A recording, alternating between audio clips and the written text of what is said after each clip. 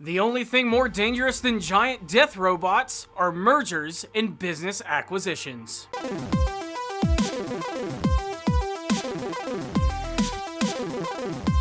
Powerful Nerdcast assemble! Stay dandy, baby. Greetings, fellow Gundam fans. The Witch from Mercury returns from a very small break to bring me an episode which makes me feel like a total moron. It was only a matter of time before we get to a very political, heavy episode that would have to deal with business mergers and acquisitions and brand new business proposals that would completely mess with my head. When it comes to the Gundam anime franchise, I'm pretty much there for the mecha action and the characters and the interactions between them. The political stuff really is that little extra secret sauce, which adds a little more depth to every single Gundam anime series, and sometimes it can be easy to understand, sometimes it can be kind of confusing. And while I might make it seem like this episode was confusing, it really wasn't. It was actually very simple, but it had a lot of plot threads going on, and you even get to see there's a lot of intrigue going on with a lot of the different characters, and I honestly have no idea how to predict what's going to happen next, so let's break down some of the bigger moments in the latest episode of the series. But first, remember, YouTube algorithm bullshit.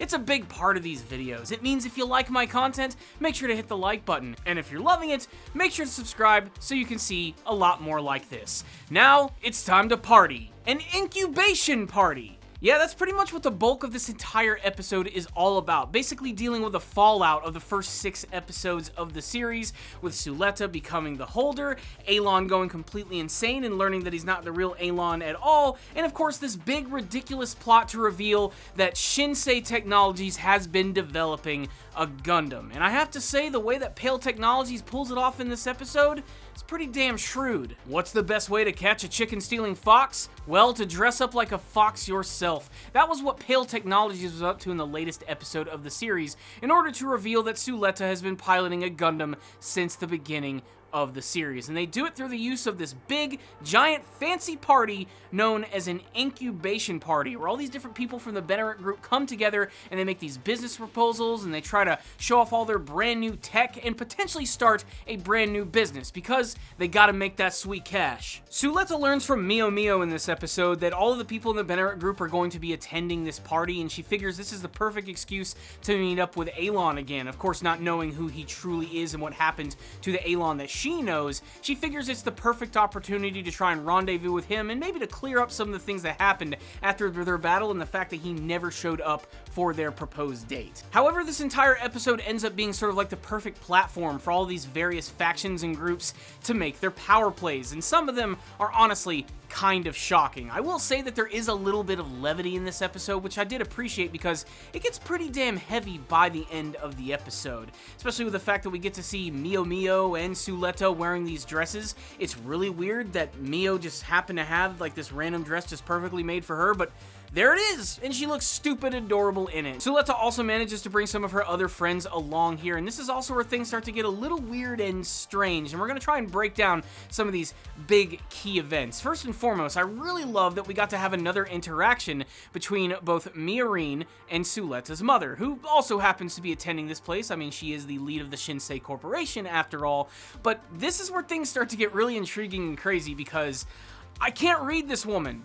It might be because she's wearing a mask, or it's just because, you know, she's wearing a mask. In all seriousness, I can't really get a lead on Prospera. I really don't know what her overall plan here is. I have a feeling that she's actually just utilizing all of these people for her very own goals and to potentially get revenge here, but ultimately she ends up using Miorine and her relationship with Suletta to her very own advantage, sort of subtly like egging her on throughout the course of her episode in regards to her pride in relation to her father, which leads to one of the biggest scenes at the very end of the episode. But most of this one is sort of like a build-up to that moment of getting to see the characters interact with one another. Like, there's even this really weird scene between Shadiq and Nika, the implication being that maybe Nika is not as noble and nice as they've been letting on. And my personal theory is that she's actually kind of like a double agent. She claims to be a part of the Earthian people, but I have a feeling that she's probably working with the Spatians. I only say that because of this weird interaction between both her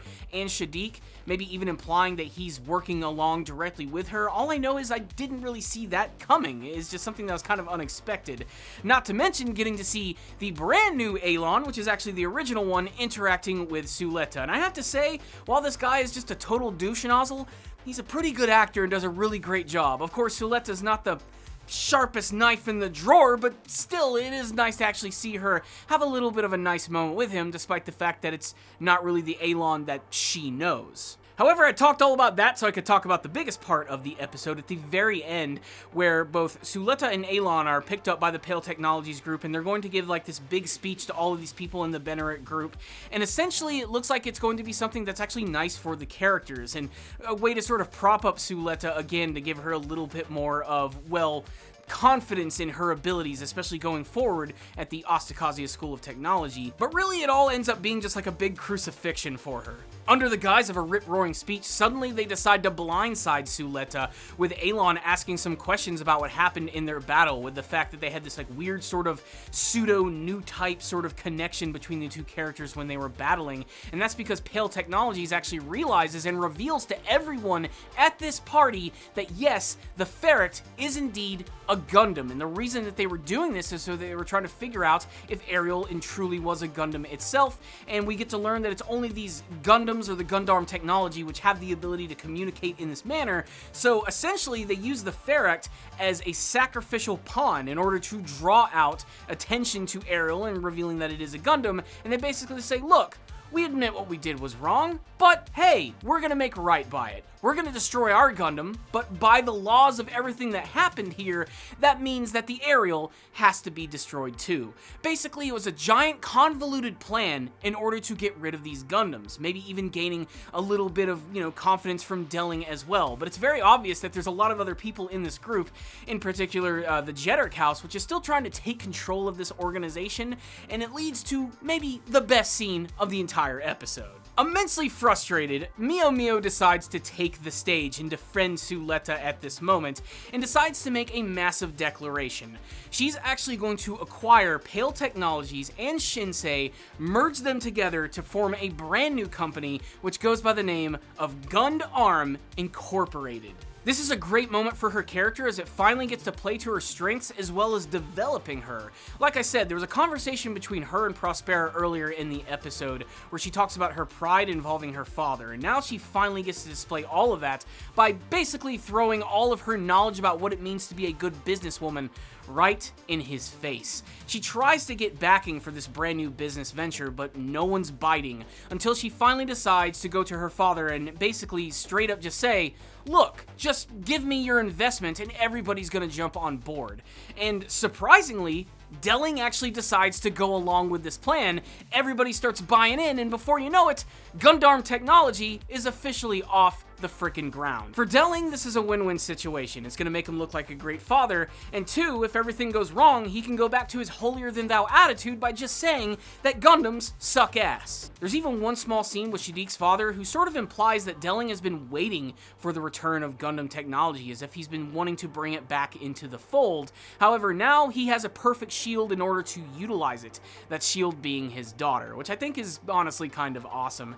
Pale House seems to take this whole acquisition in stride, and they seem to be okay with all of it, and who knows what's going on with Prospera, who by the end of the episode straight up just tells Suletta that, yeah, you've been piloting a Gundam the entire time, and you can see Suletta's entire world essentially crumble in this moment. Again, I don't know who the hero or villain is in this story, but again, that's very Gundam. Things are not always black and white when it comes to the conflicts in this series, and this episode certainly took it to that classic level.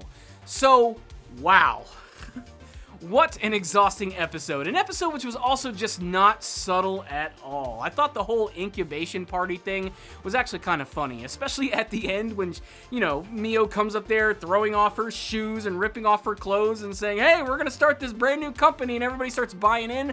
They have fucking pyrotechnics come up and all these big LED lights. It's ridiculous and insane. I also really love how at the end of the episode, Prospera actually congratulates Miorine by saying, look, I'm proud of you for doing this. I'm glad that I was able to help you in this situation because by helping you, you're helping me. And of course, you're going to be able to help my daughters. I love that she said daughters because of course she considers the Ariel her very own daughter, but it's also going along with that crazy theory that potentially there could be these other dead children which are actually embedded into the very system of the Ariel itself, maybe even possibly the real Eric Samaya. All I know is by the end of this episode, it felt like my head was going to... This fucking light. Light's back on, everything looks good. That means this is gonna get 1 million views, right? For those hoping that these Gundam pancakes were gonna be dripped in political syrup, well, get ready to grab your fork because that's what this entire episode is all about. What I really love about this episode is that I think it's gonna create a lot of discussion about the future of this series, as we're already about halfway through the first season, and I have a feeling now we're finally gonna start building up to something a lot greater. That being said, this episode was remarkably entertaining. Not the greatest looking episode either, but it didn't need to be. There wasn't really any mobile suit battles going on here. It's basically just a bunch of people standing around and talking, and for the most part it looked decent. There were a few moments where a lot of the side characters looked kind of dead and strange, but again, it's not that type of episode. In a way, this review is more for me to hear from you guys. I just want to hear your thoughts about this episode, your theories on where it's actually going to be going now, because this is going to change a lot for the future of the show. We already had a lot of crazy things going on before with theories, but now things are now going in a completely different direction, and really, let's just talk about it. So that's really all I have to say about this one right here. I did enjoy this episode. It's definitely one that I'm going to have to watch again to fully appreciate, and it's also the type of episode that might mean more when the entire series comes to a conclusion, but for now, I'm gonna give this one a 4 out of 5. I'm excited to see what's gonna happen here. I have a feeling it's going to get very interesting. So there it is. That's my review of The Witch from Mercury. Like I said, sound off in the comment section below. I'll see you all next time, and as always, stay down there, baby.